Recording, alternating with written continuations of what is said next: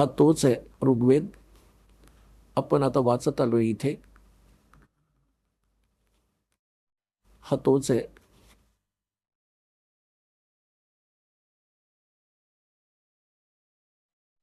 आता आपण इथे आलो आहोत. ऋग्वेद मंडल नंबर 9, सूक्त नंबर 96. 16 मध्ये म्हटले तुमचं जे श्रेष्ठ गुप्त श्रेष्ठ नाव आहे ते सांगा.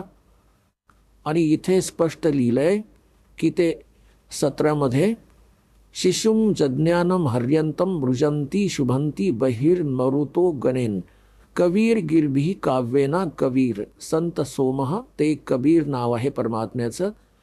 आणि तो अमर परमात्मा ऋषीरूप संत रूपात प्रकट होऊन आपल्या वाणीला काव्येना पवित्र वाणीला अति रेभन अतेती म्हणजे खूप, रेभन म्हणजे गर्जना करत उंच आवाजात बोलतो. यांना तर अनुवादात गडबड करायचीच होती. आता बघा 18व्यात कमाल आहे. तो परमात्मा म्हणतात ऋषी म्हणा या ऋषीकृत. हे ऋषी आहे, हा त पुसला गेलाय. हे ऋषीकृत सवर्षा सहस्रणीय पदवी कविनाम तृतीयम धाम महिषः सिसंतम सोमह विराजमान राजतिष्टुप. तो तिसऱ्या धामात विराजमान आहे. त्याला स्थापित करून जो खूप मोठा जो तिसरा धाम आहे तिथे तो राहतो. आणि तो कविनाम पदवी. आता ऋषी किंवा संत रूपात प्रकट तो ऋषी म्हणा किंवा संत म्हणा, त्या ऋषीकृत ऋषी रूपात प्रकट परमात्म्याद्वारे हजारो वाणी, सहस्त्रय म्हणजे हजारो वाणी जी बोलली जाते, ज्या कारणाने ती पदवी कविनाम म्हणजे प्रसिद्ध कवींमध्ये एक पदवी, पण कवीची पदवीही तो प्राप्त करतो. आणि ऋषी म्हणा जो ऋषी स्वभावाचा संत भगत असतात त्यांच्यासाठी सवर्षा म्हणजे खूप आनंददायक असते. इथे बघा ऋग्वेद मंडल नंबर 9 सूक्त 96चा आपण 16 वाचला, 17 वाचला. आता 18चा इथे आपण संस्कृत बघितलं. आता इथे बघूया ऋग्वेद मंडल नंबर 9 सूक्त 96चा मंत्र 18 वाचतोय आपण. सोमस्वरूप परमात्मा अमर परमात्मा पालनाची इच्छा करीत तिन्ही लोकात प्रवेश करून सर्वांचे धारण पोषण करणारा हाच तो परमात्मा आहे जो गीतेच्या अध्याय 15च्या श्लोक 17 मध्ये लिहिलंय. पालनाची इच्छा करणारा जो महान परमात्मा तृतीय धाम देवयान आणि पितृयान ह्या दोन्हींपासून निराळ तिसरं जे मुक्तिधाम आहे. आता ह्याचा अर्थ असा हवा होता जो महान परमात्मा पालनाची इच्छा करत म्हणजे इथे खाली तो आपल्याला तृप्त करायला येतो, आपल्या पालन पोषण दुःखांचं निवारण करण्याची इच्छा करतो. तो महान परमात्मा तृतीय धाम तिसरा धाम तृतीय धामाचा एवढंच समजा तिसरा जो मुक्तिधाम आहे त्याच्यात विराजमान आहे. हे ज्ञानयोगी जो ज्ञानयोगी त्याला प्रकाशित करणारा आहे. बघा इथे विचित्रच केला ना. ज्ञानयोगी हटवलं. इथे त्यांना आठवलं की दयानंद तर निराकार समजत होता आणि जर आपण सरळ लिहिलं तर अर्थ होऊन जाईल की तो साकार सिद्ध होईल. इथे ज्ञानयोगी हटवलं. हा ज्ञानयोगी ऋग्वेद मंडल नंबर 9 सूक्त 86चा मंत्र 27 मध्ये विसरले.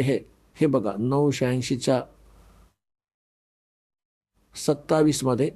आता जो परमात्मा धूलोकाच्या तिसऱ्या पृष्ठावर विराजमान आहे. इथे यांच्या लक्षात काही नाही राहिलं. परमात्म्याने मिटवला हा रोग, नाहीतर असाच गोळ करून ठेवला असता. आता इथे बघा पुन्हा 96 वर परत येऊया. 9च्या 96 मध्ये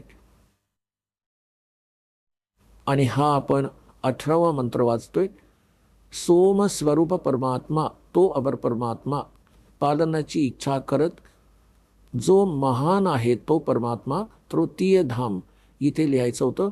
तिसरा जो मुक्तिधाम आहे त्याच्यात विराजमान आहे. इथे त्यांनी गोंधळ केला. जो ज्ञानयोगी आहे त्याला प्रकाशित करणारा. आणि ज्ञानयोगी आहे कुठे मूळ पाठात? कुठेही नाही. आता इथे ऋषी मनाचा अर्थ काय केला? सर्व ज्ञानाचं साधन रूप मना जोगता तो आहे परमात्मा ऋषीकृत. हे ऋषीकृत इथे लिहायचं होतं सर्व ज्ञानांचा प्रदाता, नाही, जसं हे लिहून ठेवले त्यांनी महर्षीकृत. इथे याचा अर्थ काय होतो विचारा त्यांना. महर्षी दयानंद कृत म्हणजे ह्याच्याद्वारे बोललेलं, लिहिलेलं, उच्चारण केलेलं, म्हणजे कृतचा अर्थ हे त्याच्याद्वारे लिहिलेलं पुस्तक आहे. दयानंद कृत ह्याच्याद्वारे केलेला अनुवाद आहे. तर इथे लिहायचं होतं त्या ऋषी रूपात प्रकट परमात्मा कृत. 9चा 96 केला, आता आपण 18वा वाचतोय. इथे लिहायचं होतं ऋषीकृत. हा मूळ पाठ इथे आहे त्यांचा, हा इथे आहे मूळ पाठ. ऋषी मना या ऋषीकृत हा तो आहे, थोडासा अस्पष्ट आहे. ऋषीकृत स्वर्षा सहस्त्रनिथ, सहस्त्रनिथ म्हणजे हजारो वाणी, निथ म्हणजे वाणी. बोलतो तो ऋषी मना. ऋषी स्वभावाच्या अनुयायी भक्तांसाठी ती स्वर्गासारखी स्वादिष्ट म्हणजे छान असते, आनंददायी होते. 9च्या 96चा 18वा आपण पुन्हा वाचूया. तिसरा जो मुक्तिधाम आहे त्यात विराजमान आहे तो परमात्मा स्तूयमान आहे ऋषी मना, सर्व ज्ञानाच्या साधनरूप मानणारा. हे लिहायचं होतं. सर्वमानचा अर्थ तो ऋषी मनाचा अर्थ लिहायचा होता. जे ऋषी स्वभावाचे भक्त त्याचे अनुयायी असतात ते साधू संतांसारखे होतात, तो आहे परमात्मा. जो ऋषीकृत सर्व ज्ञानांचा प्रदाता नाही, जो त्या ऋषी रूपात प्रकट.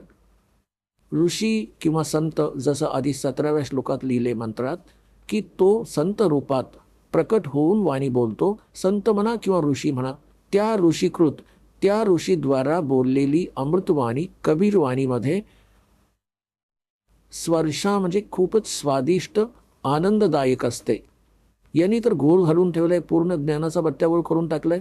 आता पुण्यात्म्यांनो, तुमच्या समोर ही कॉन्सेप्ट क्लिअर केली जाते की परमात्म्याचं नाव काय आहे, त्याचे गुण आणि लीला काय आहेत, हे वेद सांगताहेत आधी. तर आता तुम्हाला वेद दाखवते आधी. आणि तो साकार आहे, मनुष्यासारखा, राजासारखा, दर्शनीय. आणि तो आपल्या रूपाला हलकं करून पुढे लिहिले 19व्यामध्ये 20व्या मंत्रात, ऋग्वेद मंडल नंबर 9 सूक्त 96च्या मंत्र 18मध्ये तर हे लिहून ठेवलंय. 16मध्ये तर विचारलं तुमचं नाव काय आहे. 17मध्ये नाव सांगितलं तो कबीर आहे. कबीर वाणीद्वारा तो आपलं ज्ञान सांगतो. जेव्हा बालक रूप धारण करून परमात्मा प्रगट होतो, मोठा होतो, तर बघ आपल्या महिम्याची वाणी कबीर गिरभी, कबीर वाणीद्वारा आपल्या महिम्याचं वर्णन कवितांद्वारे करतो, कवितांच्या माध्यमातून. आणि ज्या कारणाने तो कविनाम पदवी, तो प्रसिद्ध कवींची पदवी सुद्धा प्राप्त करतो. पण तो असतो सोम अमर परमात्मा. आणि तो तिसऱ्या मुक्तिधामामध्ये विराजमान आहे, तिथून गती करून येतो.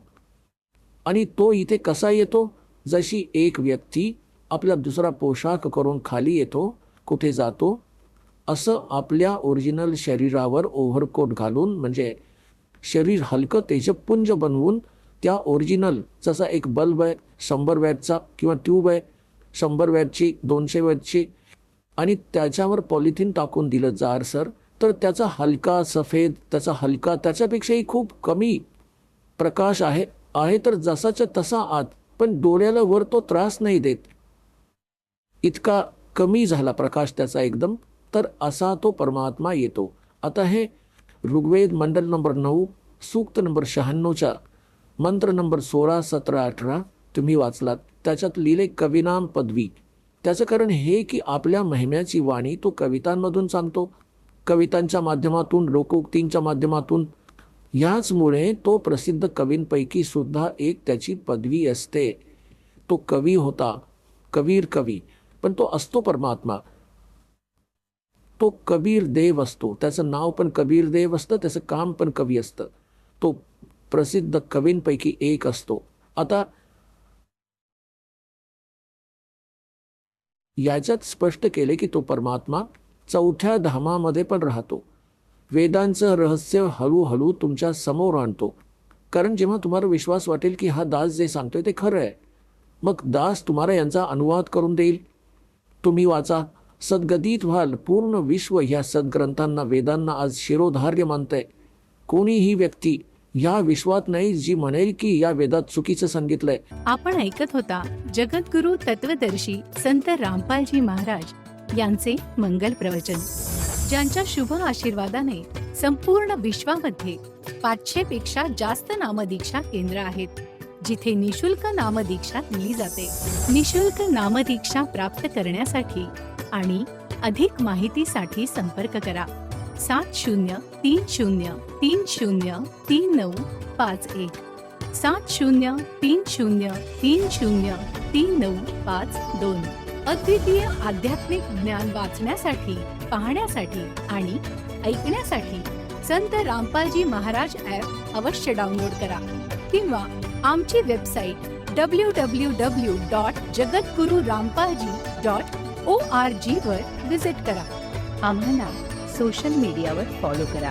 सर्व पवित्र धर्मांच्या पवित्र शास्त्रांवर आधारित प्रमाणित अनमोल पुस्तक ज्ञानगंगा किंवा जगण्याचा मार्ग यापैकी कोणतेही एक पुस्तक निशुल्क मागवण्यासाठी आपण आम्हाला आपले पूर्ण नाव, पूर्ण पत्ता, पिनकोड आणि फोन नंबर सह लिहून 7030303951 किंवा 7030303952 या नंबरवर SMS करू शकता किंवा 7030303950 या नंबरवर व्हॉट्सअप देखील करू शकता.